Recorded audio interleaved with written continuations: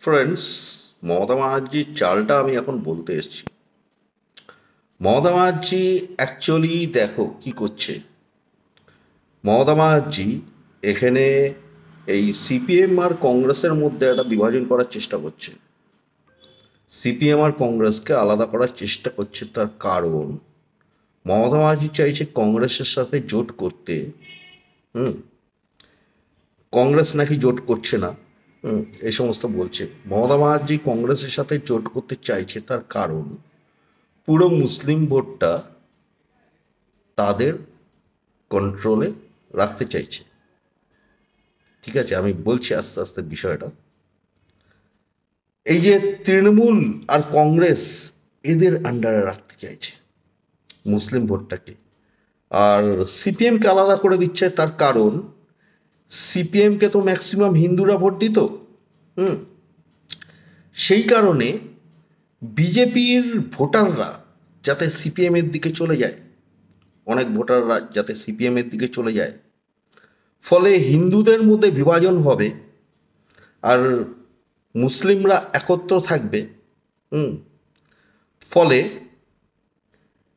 ওরা ক্ষমতায় থাকবে আর বিজেপিকে একদম লাস্ট পজিশনে নিয়ে যাবে। এটা হচ্ছে মমতা ব্যানার্জির টার্গেট। ঠিক আছে, হিন্দু ভোটটাকে বিভাজন করে দেওয়ার টার্গেট আর বিজেপিকে লাস্ট পজিশনে নিয়ে যাওয়ার টার্গেট। আর তারপরে কি টার্গেট? তারপরে যেন টার্গেট এই পশ্চিমবঙ্গকে জঙ্গি রাজ্য বানাবে। হুম। বিজেপিকে শূন্য বানিয়ে তারপরে পশ্চিমবঙ্গকে জঙ্গি রাজ্য বানাবে। বাংলাদেশ পাকিস্তান থেকে জঙ্গিদের ঢোকাবে পশ্চিমবঙ্গে। তারপরে এই তৃণমূল চুরিচামারি করবে, লুটপাট চালাবে। তারপরে যখন সাধারণ নিরীহ মানুষরা এই তৃণমূলের বিরুদ্ধে কথা বলবে, তখন সেই মানুষদের এই জঙ্গিদের দিয়ে দমিয়ে দেবে। এটা হচ্ছে তৃণমূলের টার্গেট। তৃণমূল এই কারণেই পশ্চিমবঙ্গকে জঙ্গি রাজ্য বানাতে চায়। ঠিক আছে, এই চুরিচামারি করার জন্য চুরিচামারি করবে তৃণমূল। আর কেউ আওয়াজ তুললেই, কেউ তৃণমূলের বিরুদ্ধে কথা বললেই তাকে জঙ্গিদের দিয়ে দমিয়ে দেবে। জঙ্গিদের এইভাবে ইউজ করবে নিরীহ মানুষকে দমানোর জন্য আর তৃণমূল চুরিচামারি করার জন্য। তৃণমূল চুরিচামারি করার জন্যই পশ্চিমবঙ্গকে জঙ্গি রাজ্য বানাতে চায়, পাকিস্তান বানাতে চায়। একবার বুঝে নাও, তৃণমূল হচ্ছে একটা চোরের দল, একটা জঙ্গিদের দল, একটা ডাকাতের দল। ঠিক আছে, তৃণমূল পশ্চিমবঙ্গবাসীর ক্ষতি করতে চায় নিজেরা চুরিচামারি করার জন্য। পশ্চিমবঙ্গবাসীর ওপর জঙ্গি দিয়ে অত্যাচার করাতে চায় নিজেরা চুরিচামারি করার জন্য। পশ্চিমবঙ্গবাসীর ক্ষতি করতে চায় নিজেরা চুরিচামারি করার জন্য।